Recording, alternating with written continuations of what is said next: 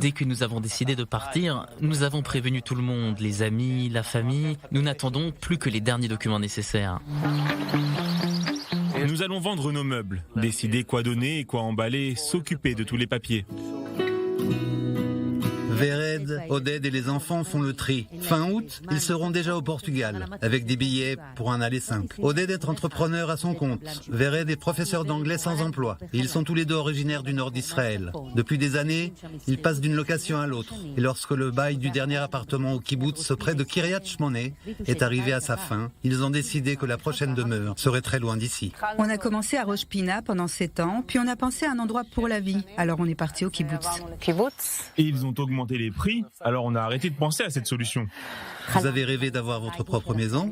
Si on en rêve, mais on en rêve encore. Depuis le début, on en rêve. On a tout essayé, les banques, des prêts, des demandes d'emprunt, mais rien n'était vraiment possible. Et un prêt au logement ? On ne nous l'accorderait pas. Je ne pourrais pas payer ce que je devrais rembourser vu mes entrées par rapport à nos besoins. À un certain moment, je n'ai plus voulu travailler. Rester avec mes enfants me revenait beaucoup moins cher que de les mettre dans les garderies et d'aller travailler avec un salaire de professeur. Vous arrivez à finir le mois ? Bien sûr, je peux finir le mois, et même peut-être rester avec 200 €. Et alors, on va où avec ça ?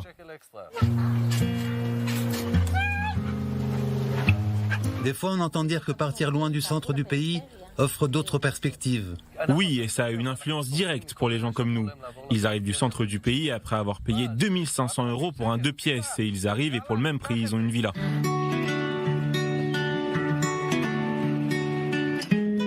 Pourquoi au Portugal ?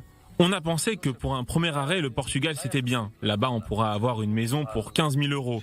Une maison avec un grand terrain pour 50 000 €. Qu'est-ce que vous ont dit papa et maman ? Que ici c'est trop cher et qu'on trouvera un endroit mieux pour habiter. Qu'est-ce qui fait le plus peur ? Que je vois plus mes copains. Et qu'est-ce qui fait le plus plaisir ? De prendre un nouveau départ. Il n'y a pas un moment de doute où vous vous dites que finalement vous allez rester ? Il y a 1001 raisons de renoncer. Plein, ça fait peur. Ça me fait mal de devoir partir pour y arriver. On serait très heureux de rester en Israël, mais c'est impossible. Nous ne vous apprenons rien que vous ne sachiez déjà. Israël est un pays où vivre coûte cher. Avant, on les appelait les Yordim, ceux qui descendent du pays, à l'inverse des Olim, qui y montent. Aucun des ministères concernés n'a de chiffre exact, mais ces chiffres existent. Et ils partent bien, seuls, en couple ou en famille.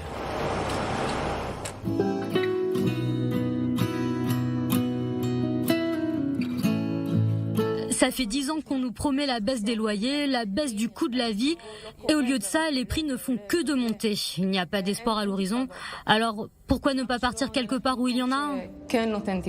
J'ai l'impression de tout donner au pays. J'étais combattant pendant 3 ans à l'armée, je paye tous mes impôts et j'ai pas l'impression que ça fait quelque chose.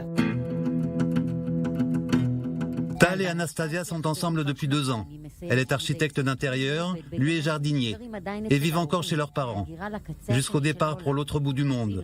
Nouvelle-Zélande ou Australie les attendent, suivant le visa qu'ils recevront, avec leur profession et sans découvert à la banque. Et j'ai comparé les prix avec la Nouvelle-Zélande par exemple. Pour un même supermarché, ici c'est 300 shekels, là-bas 100 shekels seulement. Et les loyers ? 3 ou 4 pièces coûtent entre 6 et 700 €. C'est pas croyable.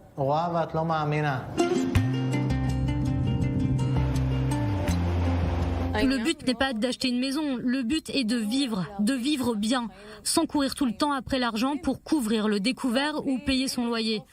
En Australie ou en Nouvelle-Zélande, on pourra se permettre de ne pas toujours faire attention aux comptes bancaires. Et nous aimons notre pays, nous aimons Israël. Si c'était moins cher ici ?